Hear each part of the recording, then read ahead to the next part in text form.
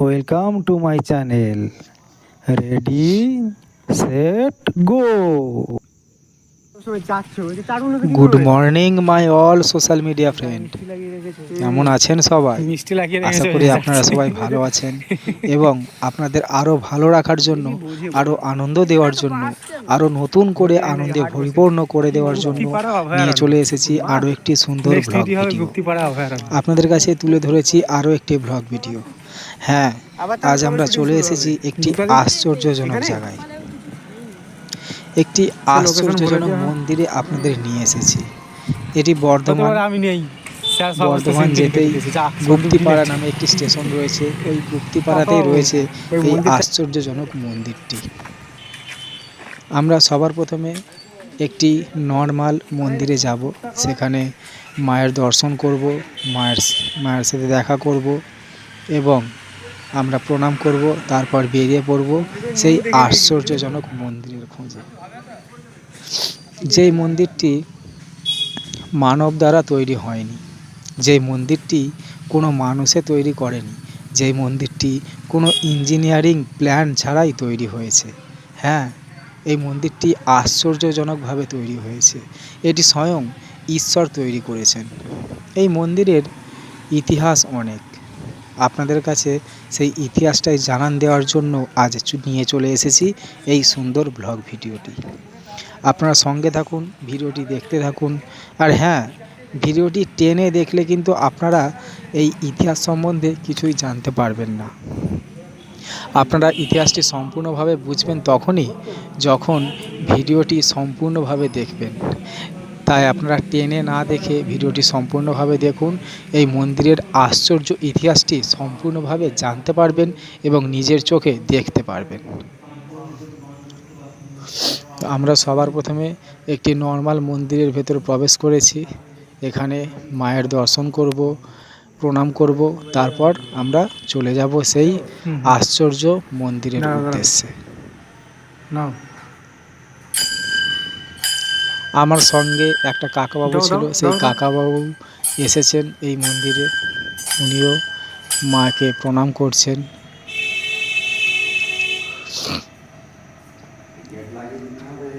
হ্যাঁ, লাগিয়ে দেবো কেন।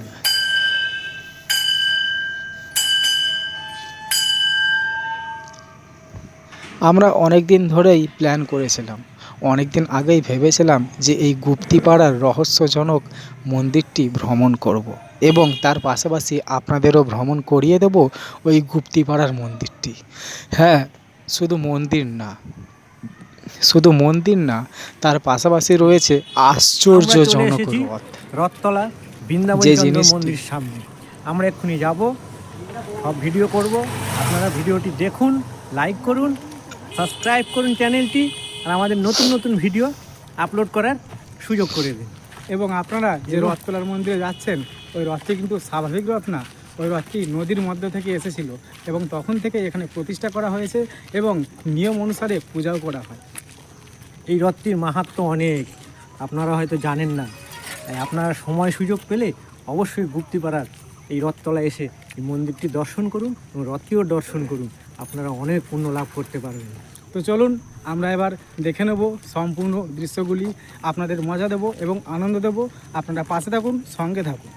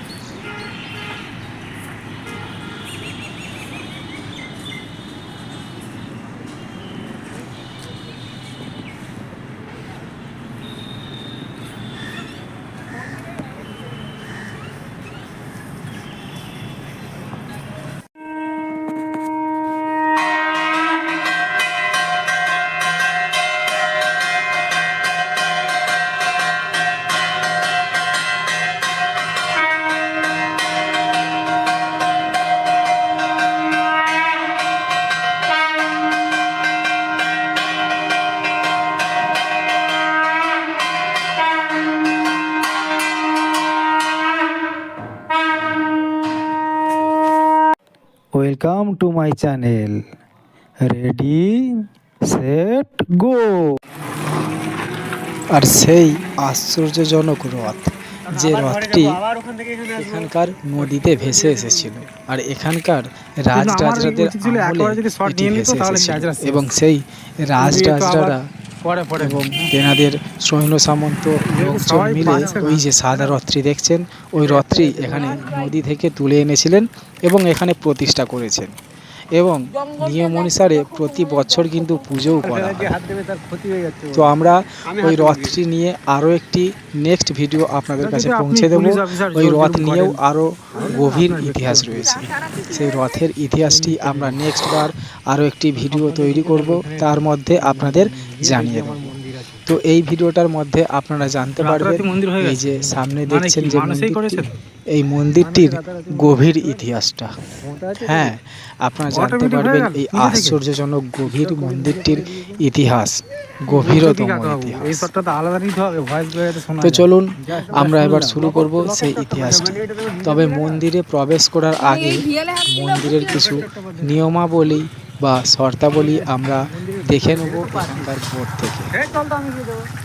তো চলুন ধীরে ধীরে এগিয়ে যাই সেই মন্দিরের মেন দরজার দিকে। তারপর আমরা শুরু করব মন্দিরটির আসল ইতিহাস। এই যে মন্দিরটা না, মানুষে করেনি তো, রাতারাতি হয়েছে, মানে ঈশ্বর করে দিয়েছেন। এটা অলৌকিক। এই মন্দিরটির ইতিহাস আজ পর্যন্ত অনেকেই জানেন না। শুধু এই কারণে জানেন না যে এখানকার যে রাজরাজরা ছিল, যে রাজারা এখানে রাজত্ব করতেন, তেনারা এই জিনিসটি গুপ্তভাবে রেখেছিলেন, কাউকে জানতে দেননি। আপনাদের হয়তো ওনারা ভেবেছিলেন জানলে কোনো সমস্যার সৃষ্টি হতে পারে, কেননা এটা মানব দ্বারা সৃষ্টি না, কোনো মানুষ এই জিনিসটি তৈরি করে। সেই জন্যই হয়তো এখানকার রাজারা বারণ করেছিলেন কাউকে জানাতে। তো আমরা পারবো না। তো আমরা এবার বোর্ডের কিছু শর্তাবলী বা নিয়মাবলী আমরা দেখে নেব, তারপর চলে যাব ভেতরে যাব। ইতিহাসে। কিন্তু তার আগে এই মন্দিরটার রুল অ্যান্ড রেগুলেশনগুলি ভালো করে নিখুঁত করে জেনে নেব।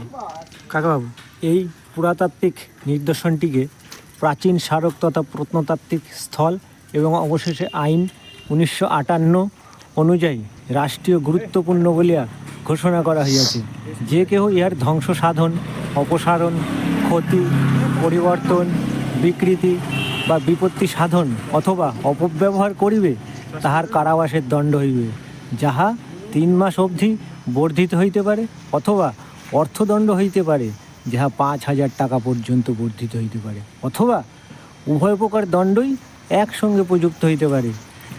পুনরায় প্রাচীন স্মারক তথা প্রত্নতাত্ত্বিক স্থল ও অবশেষে নিয়ম 1959 অনুযায়ী প্রদত্ত বিজ্ঞপ্তি অনুসারে সংরক্ষিত সীমা হইতে 100 মিটার এবং তৎপরবর্তী 200 মিটার পর্যন্ত সংরক্ষিত স্মারকের নিকটবর্তী অথবা সংলগ্ন অঞ্চল খননাদি কার্য কিংবা কোনো রকম নির্মাণের জন্য যথাক্রমে নিষিদ্ধ ও নিয়ন্ত্রিত হিসাবে ঘোষণা করা হয়েছে। ভারতীয় পুরাতত্ত্ব পর্যবেক্ষক, কলকাতা মণ্ডল। আমরা জেনে নিলাম এই মন্দিরটির কিছু নিয়ম, কেননা আমরা এখানে ইউটিউব ভিডিও তৈরি করতে এসেছি। যদি ভেতরে কোনো ভিডিও বানানো নিয়ে সমস্যা থাকে বা কোনো যদি বিভূতি বা বাধা বিপত্তি থাকে, তাহলে সেটি আমরা আগে থেকেই জেনে নিলাম। যদি নিষেধাজ্ঞা করা হয় ভিডিওর জন্য, তাহলে আমরা ভিডিও করব না। তো সেরকম নিষেধাজ্ঞা আমরা দেখিনি। তো এবার সরাসরি চলে যাব মন্দিরের ভেতরে এবং শুরু করব সেই লুকিয়ে রাখা আশ্চর্য ইতিহাসটি। তো এই মন্দিরটির ইতিহাস শুরু করার আগে আপনাদের জানিয়ে দিতে চাই যে এই মন্দিরটি কিন্তু মানব দ্বারা তৈরি না, যেটা আপনাদের আগেই বলেছি। এই মন্দিরটি আজ থেকে প্রায় 500 বছর আগে, হ্যাঁ, আজ থেকে প্রায় আনুমানিক 500 বছর আগে মন্দিরটি এখানে আবির্ভাব হয়েছিল। এটি কোনো মানুষ তৈরি করেনি, রাতারাতি এইখানে মন্দিরটি অটোমেটিকভাবে হয়ে গিয়েছিল। এই যে এলাকাটি আপনারা দেখছেন, এই এলাকাটি একসময় নদীতে পরিপূর্ণ ছিল। নদীর জল এখানে থই থই করত, নদীতে মাছ খেলা করত, যেরকম স্বাভাবিক নদী হয় সেরকম নদীর জল বয়ে যেত এখানে। তো হঠাৎ একদিন রাত্রিতে একজন ব্রাহ্মণের স্বপ্নের মধ্যে আসলো, ঈশ্বর তেনার মনের মধ্যে আসলেন এবং তেনাকে বললেন যে তুই ওখানে যা, ওখানে আমার একটি মন্দির পাবি এবং সেই মন্দিরের সমস্ত দায়িত্ব তুই নিজের হাতে তুলে নিবি এবং তারপরে তোর শিষ্য বা তোর বংশের ব্যক্তি এই মন্দিরের দায়িত্বটি পালন করবে।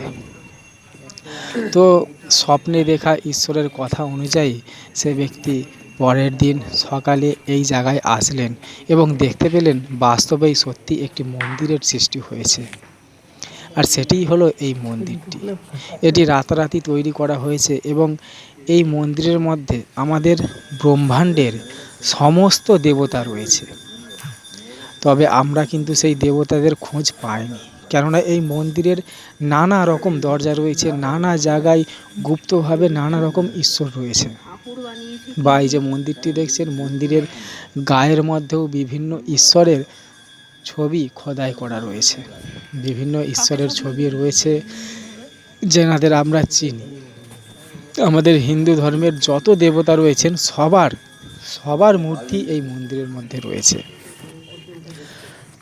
তো এই মন্দিরটি রাতারাতি হয়ে গিয়েছিল এবং তার পাশাপাশি যে রথটি ছিল সেই রথটিও একসময় এই নদীর জলেই ভেসে এসেছিল এবং এখানকার রাজামশাইরা সেটিকে ধরেছিলেন।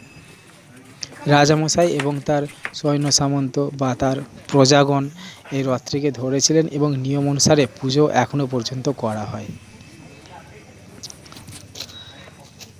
এই মন্দিরের গভীর রহস্য আজ